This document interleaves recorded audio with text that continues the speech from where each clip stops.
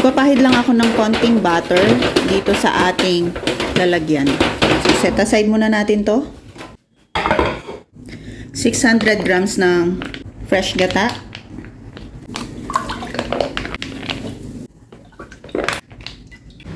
Isang lata ng condensed milk. Isang lata din ng evaporated milk. So, whole kernel corn. Kasama na yung sabaw.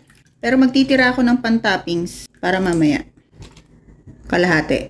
Cream corn. Isang lata din. Konting asin. Bigyan ko lang ng isang kalamansi. Kung may lemon zest kayo ay pwede rin. Kung may dayap kayo ay mas maganda na yun ang ilagay nyo.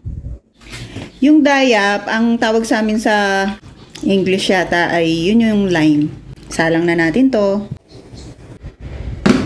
1.5 cup ng cornstarch. Lagyan ko lang ng tubig. 1 cup. Tapos tunawin na natin to. So ready na lang natin para mamaya. Haluin. Pagka mainit na, pwede na natin idagdag yung ating slurry. Continuous na yung paghahalo natin dapat dito All-purpose cream. Hintayin natin kumulo katulad niyan. Kasi gusto natin makasigurado na lutong-luto na yung cornstarch. Tsaka natin lalagyan ng butter.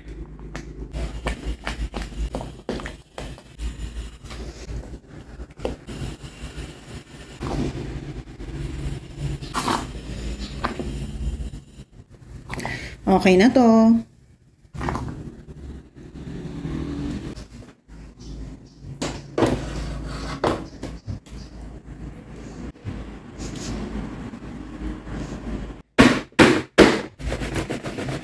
Pan-toppings, whole kernel corn, cheese,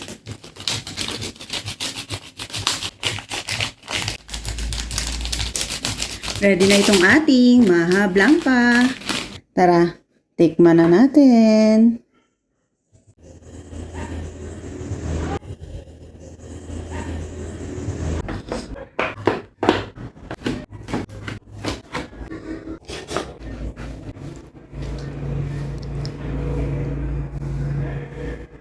Ang ating pork barbecue, Shanghai, spaghetti, maha blanca.